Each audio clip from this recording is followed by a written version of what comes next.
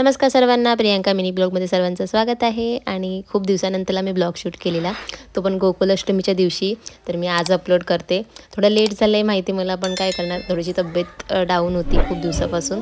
आणि हा ब्लॉग मी स्पेशली आमच्या ह्यांच्यासाठी शूट करून ठेवलेला, कारण त्यांना खूप एक्साइटेड होती, ते खूप एक्साइटेड होते गोकुलाष्टमीच्या दिवशी। आणि त्याच दिवशी त्यांना खूप देवपूजा वगैरे हे सगळं त्यांना खूप ते सुचतं त्या टायमाला।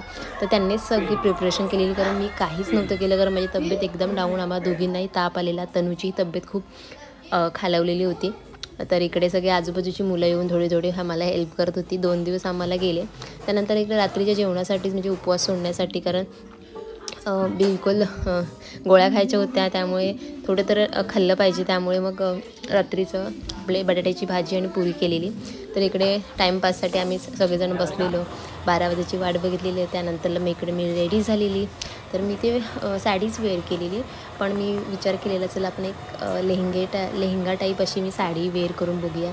तर इथं खूप मस्त वाटत होती, आणि ही साडी खूप मोठी आहे, त्यामुळे त्याची प्लेट्स वगैरे खूप छान आले।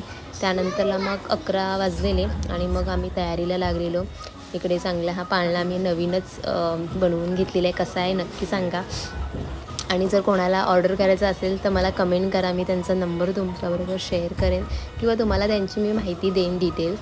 तर ते खूप मस्त असे लाकडी काम करतात, आणि खूप आम्हाला तर खूप आवडलेला। हा इकडे तनूला पाहू शकता, एवढी तब्येत तनूची खालावलेली, तरी पण तनू काय मस्ती करायची थांबत नव्हती। इकडं आजचं डेकोरेशन पूर्ण आमच्या यांनी केलेलं, तर खूप छान असं केलेलं डेकोरेशन, आणि मी काहीच मदत केलेली नाही याच्यामध्ये, त्यांनी स्वतःहूनच सगळं केलेलं आहे।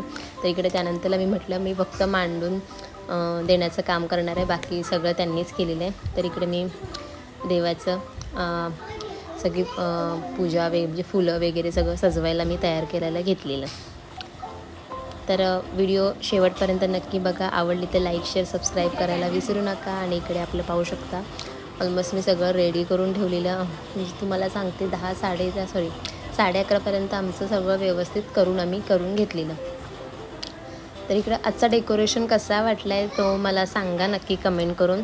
आय नो की ब्लॉग खूप दिवसानंतरला येतो आहे हा ब्लॉग। आता आपला गणेश चतुर्थी जवळ आले, आणि त्याचाही आपल्याला ब्लॉग येतीलच, पण थोडी तब्येत व्यवस्थित नव्हती, त्यामुळे माझे थोडे लेट ब्लॉग येतात। त्यात PR येतात, त्यामुळे त्या PRचे पहिले मला शूट करावे लागतं, त्यानंतरला हे मी ब्लॉग शूट करते। तर इकडे नंतरला तन्वी आणि मी मस्तपैकी आम्ही तोपर्यंत वाती वगैरे तयार करून घेतलेलं, कारण एकदा मग 12 वाजले की मग पूजेची सुरुवात करायची असते, त्यामुळे मग पटापट आम्ही वाती वगैरे करायला घेतलेले।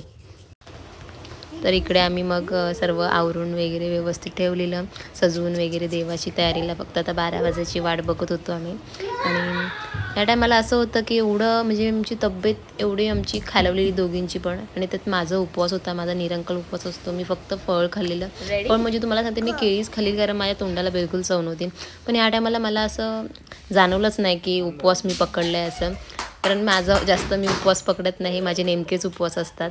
तर चला आता पूजेला सुरुवात झाली, तर तुम्ही शेवटपर्यंत ब्लॉग पहा, आणि लाईक शेअर सबस्क्राईब करायला विसरू नका।